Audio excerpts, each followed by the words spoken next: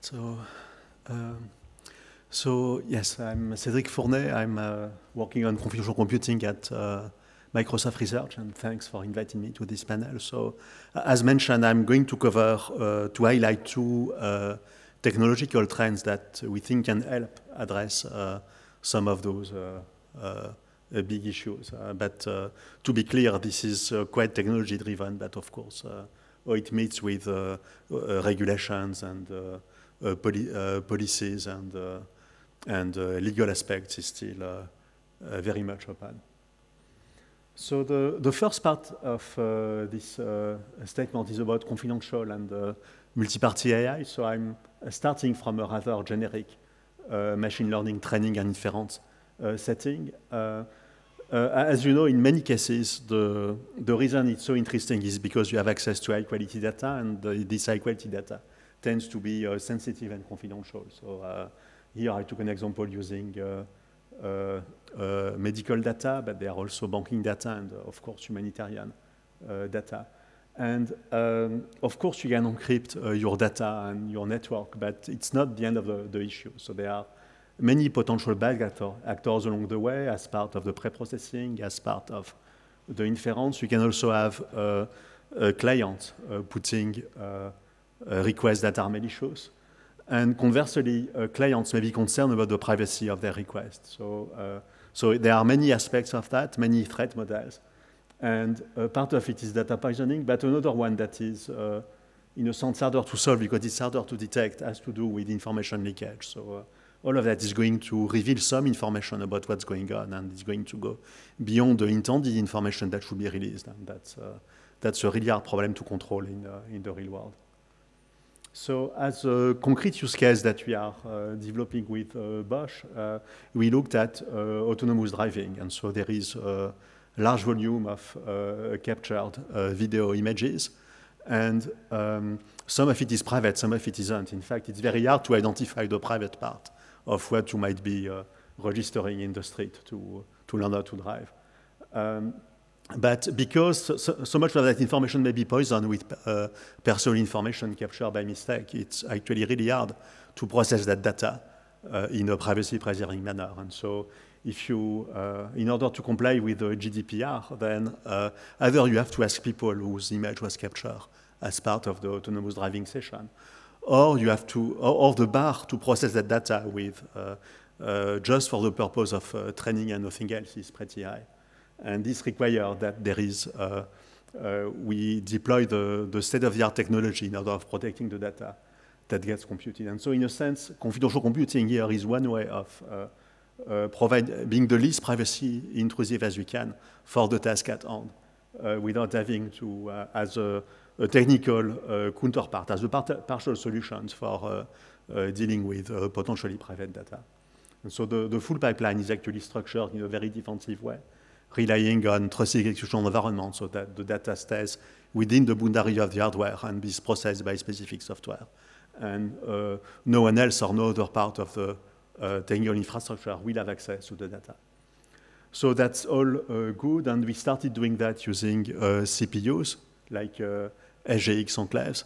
The concern with that, of course, is that we also want high performance and compatibility with existing models. So a challenging question is how to adapt accelerators for machine learning so that we can get the same grade of confidential computing guarantees. So in summary, we would really like to have these platforms that provide a mutually trusted ground for sharing sensitive information and for processing it and running machine learning tasks, both training and inference. And we want to have end-to-end security guarantees. We want to have technical guarantees. I think this is what we technically can and cannot do, no matter what kind of injunctions you may be having or the curiosity of the actors. And in there are two important problems that are quite separate. One of them, and that's the focus of this talk, is really the confidential implementation. So you know what you want to compute, and the goal is to make that computation completely specific and to lock it down so that nothing else can happen, so that the data fed to the computation cannot be leaked or disclosed, that you are not going to use the same data using some different code. And so, in a sense, it's a generic implementation refinement work, and that is going to rely on cryptography, on protocols, on keying, sharing pointings, and all of that. The other problem, which is complementary but also more open, is identifying what are the right machine learning tasks that should be allowed to run on the data. And they are, even if you assume it's perfectly securely implemented, and there are issues of information leakage, of differential privacy, of resilience to different kind of model poisoning or model extraction attacks. But for today, I'm really focusing on the left-hand side. So for that, we have been developing confidential accelerators. So we started this line of research maybe 7, 8 years ago, and we are seeing the early results of that in production today. So as you may know, the baseline for confidential computing is to rely on a trust boundary that captures just the actual hardware and software resources that are needed for the computation and nothing else. So we have running CPUs to begin with in a secure mode where we can attest to what the hardware is and what is the software and its configuration is at the start of the computation. And a contrario, anything else, including the hypervisor, the operating system, the rest of the host, is outside of the TCB. And even if they were fully compromised by the attacker will be able to stop the computation, but not to make the computation go wrong or to extract more than what the computation is doing. And so that started with SGX, and so the initial machine learning that we did in that mode was using SGX-based enclaves. What is very interesting and much more recent is the ability to extend that trust boundary to also include GPUs and accelerator for machine learning. And so that's interesting for different reasons. One of them, of course, is to get better reusability and performance. Another one, which may be less intuitive, is that it's actually much easier to secure a computation running on the GPU than it is to secure when it runs on the CPU, because on a modern CPU, you are going to have hundreds of cores used by many different people, and the amount of sharing of resources is completely crazy. There are caches, there are instruction paths, there are registers, there are the virtual memory system, and so we are trying hard to provide isolation there, but sharing a CPU with the adversary makes things really hard. If you look at the GPU and the typical computation for machine learning, the things can be much simpler, in as much as, especially for training, you are going to run on the dedicated resources on the GPU or a set of GPUs for days, and so during that time, you only need to secure the IOs, but there is no sharing of any of the compute resources.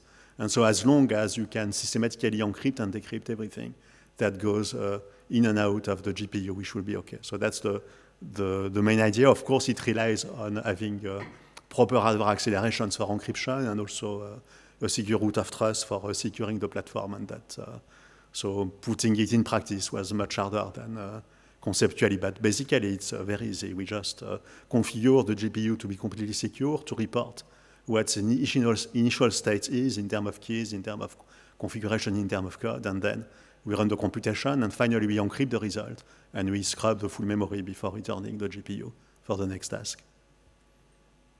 So, as I said, we started a while ago, first with pure algorithmic research, then on GPU designs, and but right now we are seeing the first implementation of this in NVIDIA. So NVIDIA announced, I think it was last week, their first GPUs with confidential computing capabilities, in particular the Ampere protected memory. And they also announced the next version of it for Hopper that will provide a secure pass-through and will provide stronger protection against control plane attacks. And so both of them are full-fledged GPUs. They are state-of-the-art. They run with the full resources. And the fact that you are encrypting and decrypting data on the edge is actually not that big a hit in terms of performance provided. You provision that at the hardware level. And so in a sense, it makes it is reasonable to activate this feature just in case you are not sure whether the data you are processing is secure or not. It just provides a stronger security in the same way as systematically encrypting network connections is a very good basis for security, whether you are communicating private data or not on the network. We also announced together with NVIDIA the first VMs publicly available to do this kind of work. So you, as of last week, you can actually get access to those resources, and it provides a way to run a large computational computing task with 4 graphics cards with full acceleration inside of Azure with strong guarantees against the operator, in that case, Microsoft, that it won't be able to access the data while in use. So the second highlight I wanted to make has to do with supply chain, and in a sense it's complementary. So with this picture, it seems like, except for the technical details, it's solved now. We have a trusted computing platform that at the hardware level. In fact, controlling the software that gets into that platform and where it's coming from, and tracking all the concern that can be coming there is independent and is as important, and maybe a more immediate concern for many of the attacks.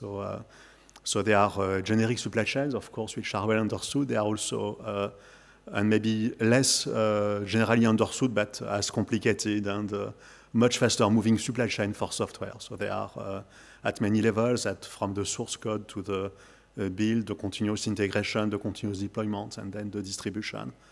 And that applies to the software, but also at all levels, so also to the firmware, to the drivers, to the runtimes, or the framework for machine learning. It also applies to the data and the models that get deployed on top of that, so that we can build up applications. And unsurprisingly, the chain is complex and fast-moving, so there are many vectors of attacks. In fact, we have observed many instances of all of those, from malicious commits at the source level, implicit dependencies on malicious packages or versions, plugins or modified compilers, modified tools that are installed on the same machine, poisoning on the control plane of agents or compilers. And also at the distribution level, so distributing out-of-date packages or messing with the release process so that some virus or malware gets included at the last minute, or getting a discrepancy between what has been reviewed and what is actually released.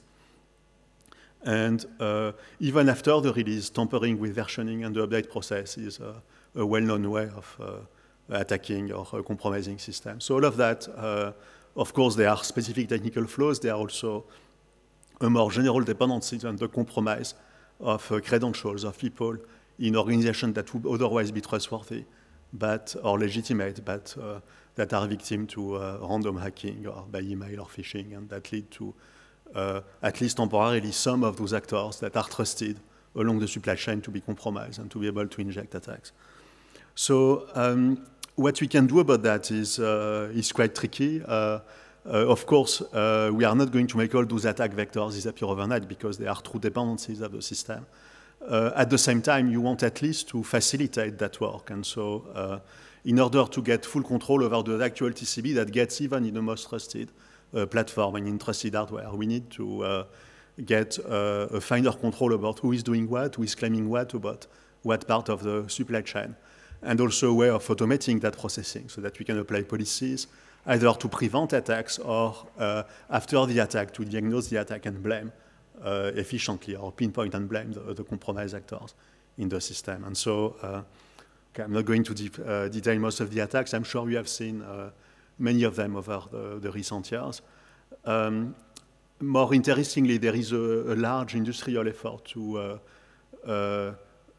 strengthen the security of the supply chain. And so part of it is driven by the US executive order that is mandating, requiring that all companies that provide software to the US government, and to everyone else, provide strong supply chain auditing guarantees by the end of May, so that's almost tomorrow. So that's, and there are also new formats, new software bill of materials standards that are being established, and again, ways of automating or at least collecting that information in a consistent manner.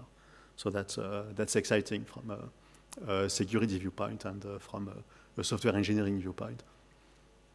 So the main approach I would like to advocate or to highlight here is transparency. And in a sense, it's not addressing the main issue, which is is it a good piece of software, or is it a trustworthy actor in my system, which are important questions, but telling whether an update is a good one or a bad one is really hard.